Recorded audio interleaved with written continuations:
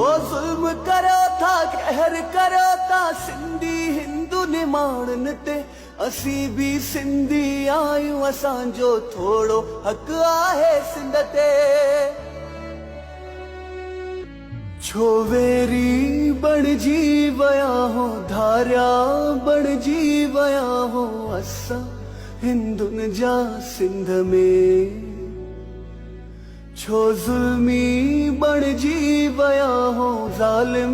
बणजी वया हो असां हिंदुन जा सिंध में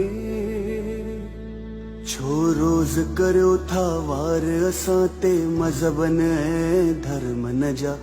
ताला ट्रोड़े पत्थर हणी छो दर मञो था मंदिरन जा छो तरसदा को रहमना